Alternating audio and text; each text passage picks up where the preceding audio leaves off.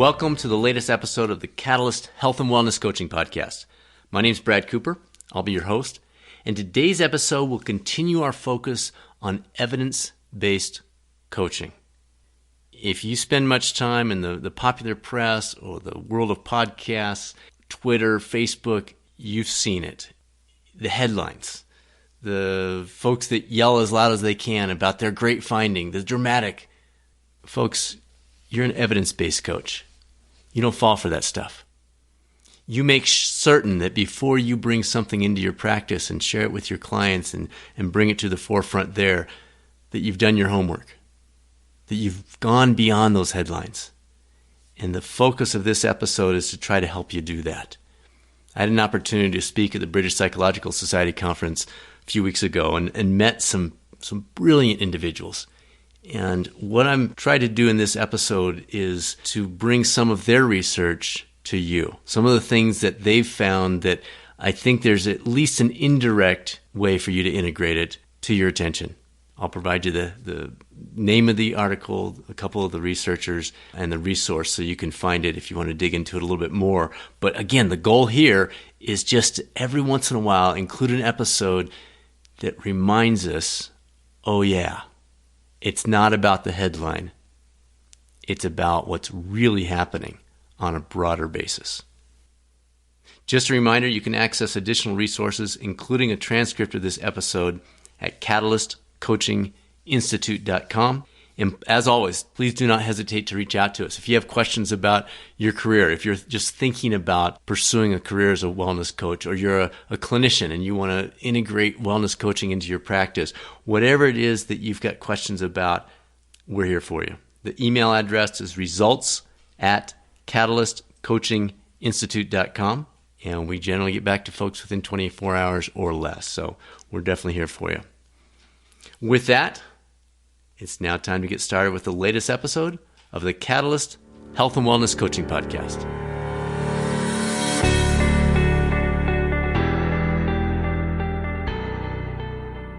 I have 4 studies I'm going to take you through, just briefly, just enough to hopefully get you interested and have you dig in. Again, our primary goal is to just continually remind all of us that we need to go deeper.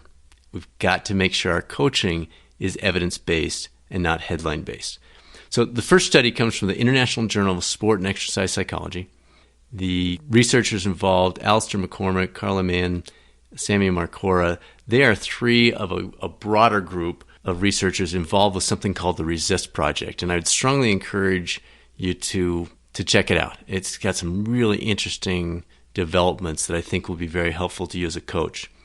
One of the reasons I picked out the 4 articles that I'm going to reference today is the opportunity to actually talk to these professors, talk to these researchers, get to know them more personally. There's a difference between the researcher who hides behind the research and never comes out of the dark room and the person that you can actually relate to. Unfortunately, in our profession, most of them are pretty good, but these folks just really had an enjoyable time getting the chance to interact with them and pick their brain about some different things and those kinds of things. In fact, Carla, we had a group run on one of the days of the conferences, and she was out there with us. So it was kind of cool to see they're applying what they're studying.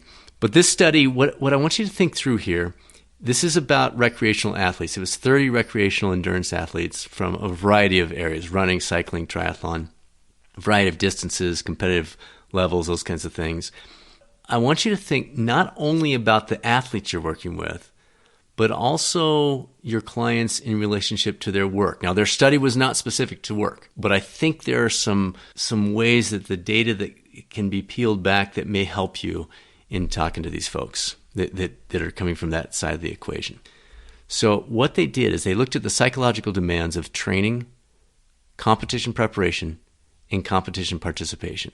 They looked at these stressors, and they found 7 themes that basically, the way they wrote it is captured the demands that were commonly experienced away from the competitive environment.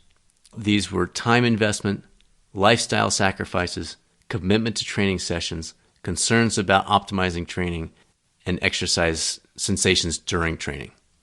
Also included pre-event stressors, and things that were happening during the event. Now, what they found is that demands were perceived by these athletes to affect their outcomes of their well-being. So emotions experienced before, during, and after the events and the carryover that those had. Consistent with the transactional theory of stress, these stressors were often associated with negatively toned emotions. And again, think of your working folks, not just your athletes, such as guilt, frustration, discouragement, and anxiety. These are perceived as having detrimental effects on the athlete's motivation for training and competition, as well as affecting their attention and concentration. And that actually is drawn from a study by Lazarus in 2000. Some of the things they suggested might be helpful for these folks were creating if-then plans to prepare for that stressor that might occur during their endurance event. They could identify detrimental inner states, things like unconstructive thoughts or emotions, different obstacles they might encounter, and then plan things like self-talk, which I'm going to get into in a different study here in a minute, specific behaviors they could do, the response they would have, and that they could visualize implementing these responses or even practice them in some ways. So again, think about that, obviously with your athletes, but with all of your clients. These are techniques, these are strategies, these are things we need to be aware of that can have a significant impact in helping not only reduce that stress, but effectively respond to the things that are going on. The second study is a literature review, and it comes from a journal titled Current Opinion in Psychology. It's the 2017 issue 16, and it's titled Self-Talk Effectiveness and Attention. It references a couple of the speakers I got a chance to hear, Alex Latinjak and Paul Weileman, both fascinating research that they presented. And I thought this provides you a nice summary of some of the things you could implement or encourage among your clients in terms of the self-talk. The first thing it talks about, and by the way, when I say a literature review, this isn't a specific research study. It means they're looking at a broad range of research studies and presenting some of the highlights of those. So this is a highlight of the highlights. How's that sound? The research showed robust support that self-talk strategies enhance sport performance. Among the mechanisms proposed to explaining the effectiveness of self-talk is its attentional effects, the ability for people to focus in a little bit more, to bring their attention in. The literature review suggests that self-talk can frankly help enhance attentional focus and attentional performance, but also counter the aversive effects of distraction and ego depletion. It suggests that attention is a potential key mechanism in the self-talk performance relationship. Definition they quote is from Hardy, who described it as verbalization or statements addressed to the self, multidimensional in nature, having interpretive elements associated with the content of statements employed, being somewhat dynamic, and serving at least two functions, instructional and motivational. They have a couple of different types, automatic and strategic. Automatic self-talk, really important here, automatic self-talk is described as phrases of cue words that athletes use to address themselves. Automatic self-talk can be A, goal-directed and rational, meaning statements are reactive or proactive in nature, employed for solving problems or making progress on a task, or B, spontaneous and intuitive.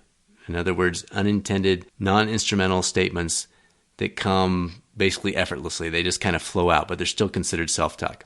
Now, strategic self-talk is a little bit different.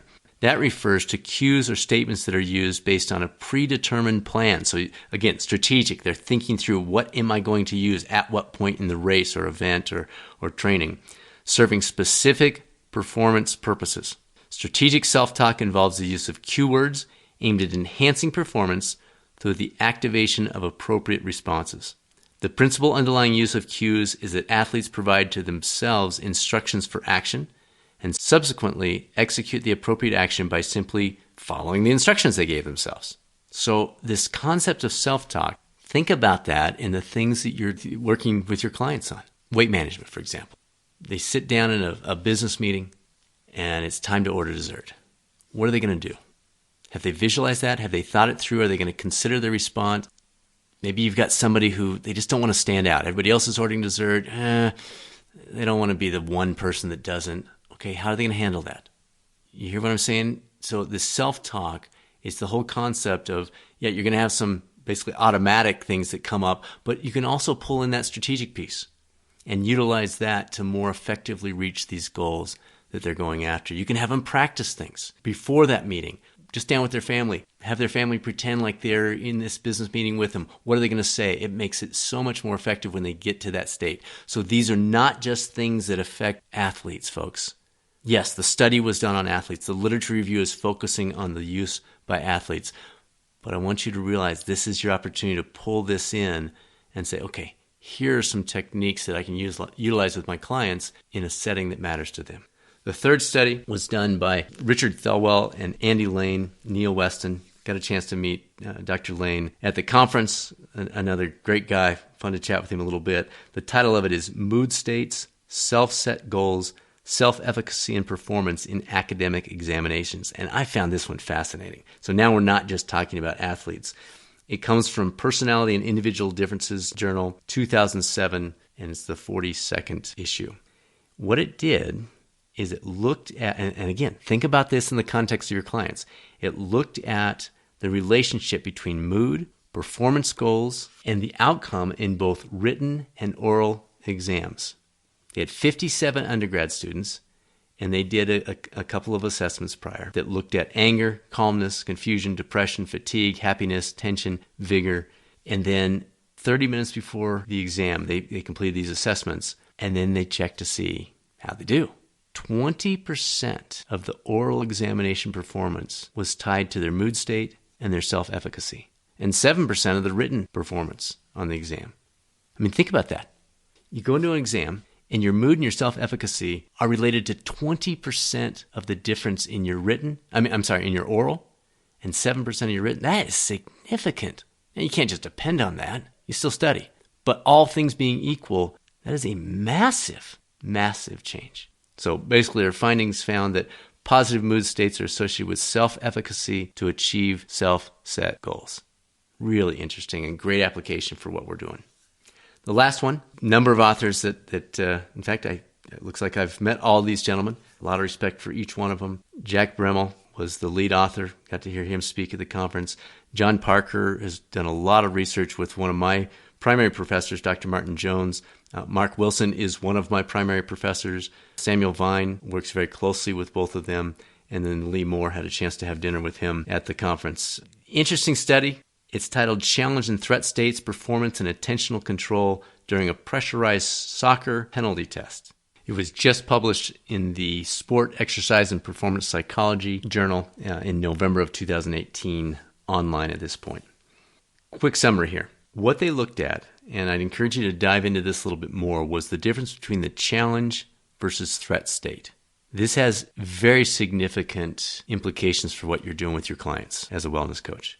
They look specifically at soccer, doing a pressurized soccer penalty task, but folks, this is applicable to all of the things that you're doing with your clients.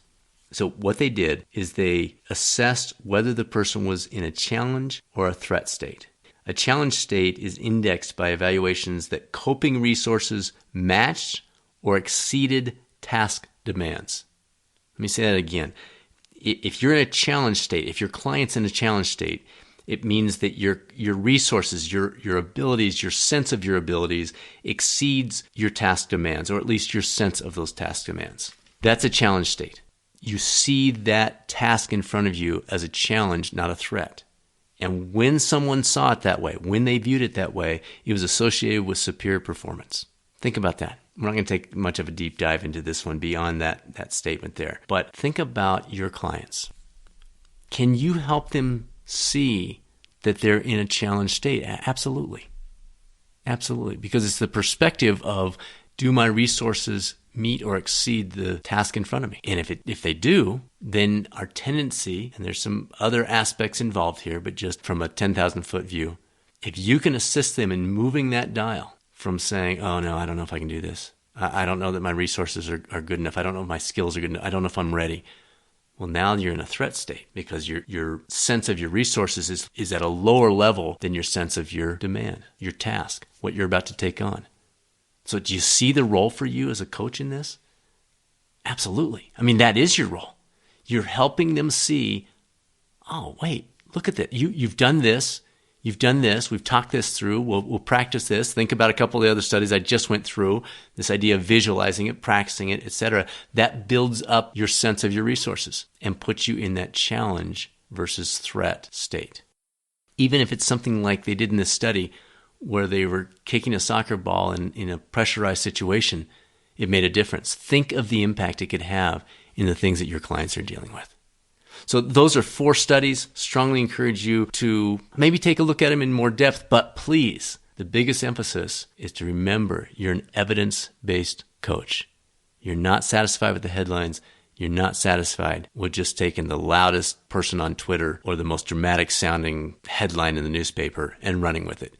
You want evidence, and your clients know that. That's what makes you valuable as a coach.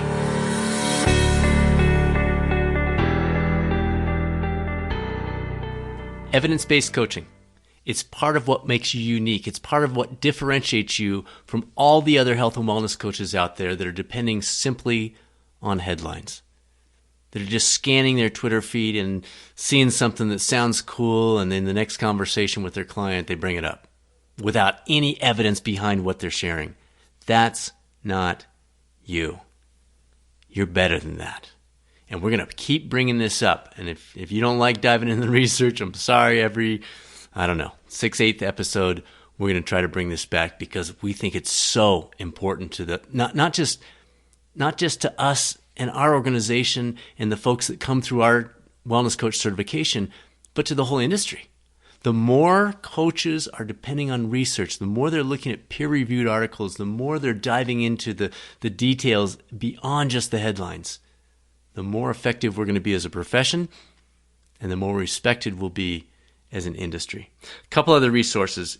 If you're on Twitter, feel free to follow me. Mine is at Catalyst, the number 2, Thrive. At Catalyst, number 2, Thrive. And basically what I use Twitter for is to basically read all these great research studies and get access to them and get the highlights that people are putting out there so that I can take a deeper dive. So if you decide you want to follow me on Twitter, that's what you're going to see. Every once in a while I'll make a comment here and there, but most of the time it's pulling other people's things. A lot of the researchers I mentioned today, Sam Marcora, Carla Mahan, Mark Wilson, Martin Jones, these folks are publishing some really interesting stuff. Some very interesting research. And what I try to use Twitter for is to bring that out, to get that out to folks. So great tool. If you're on there, feel free to jump on our Facebook page. It's the Catalyst Coaching Institute, and we'll post things on that as well. But one other resource that I wanted to share with you that I think may be as valuable as anything, and that's Google Scholar. What you can do with this, if you just Google it, no, seriously, Google Scholar, look that up, and then search your topic. You can pick any topic you want. So you may have a client, or maybe you specialize in a certain area and you want to make sure that you're up to date on all the latest research. Well, this is an incredible tool because you can type in any topic. It can be weight management, it can be mental toughness, it can be whatever. And then you can create an alert. Basically, you'll see a little alert icon over on the left-hand side of the page, and then you'll see this alert query box, and it'll ask you to put in your email where you want those sent and the number of results. So you can limit that to, just send me 3 or just send me 10, whatever it is you want to look at, and then create alert. And then what happens is you'll get an email every once in a while at the frequency that you determine from Google Scholar sharing the latest research on the topic that you picked. I mean, it is fantastic. So if you've got something you'd like to take a deeper dive into, if something you heard today, maybe self-talk, you heard that and you said, ooh, that could really be helpful to my clients, I want to learn more. Well, look it up. I tried to give you the resource so you could look it up, or go into Google Scholar, create an alert on self-talk, and then you'll get those in your inbox. And yeah, you get a lot of things in your inbox. It can become overwhelming, but you choose. If you've got a crazy day, just hit alert. If you've got a crazy day, just hit delete. But it's a great way to pull in specific evidence-based research on the topics that are important to you and your clients. All right, I'll get off the soapbox. Thanks for jumping in. Thanks for hanging with me this long. We'll continue to do these. We want to keep the focus of our organization, of your coaching, of our industry, our profession on doing things that are evidence-based and not simply what feels good, sounds good, makes for a good headline. We love hearing from you. Email us anytime if you want to complain about evidence-based. If you want to complain about me, we'd love to hear from you. Email is results@catalystcoachinginstitute.com. Everything's on the table. You got a question about something that was talked about today?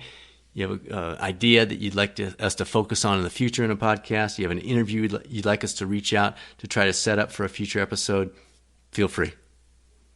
Thank you for spreading the word. This thing continues to grow like crazy. It's been fun to watch. We're not doing essentially any marketing with this. It's literally just word of mouth. And so we really appreciate those of you who have gone on and given it the 5 stars or made a positive comment or shared it with a peer of yours. It makes a difference. I mean, that's the only way this thing's going to grow. So thank you so much for spreading the word. Until next time, let's all keep working towards #BetterThanYesterday, both for ourselves and our clients. Make it a great day, and I'll look forward to speaking with you soon on the next episode of the Catalyst Health and Wellness Coaching Podcast.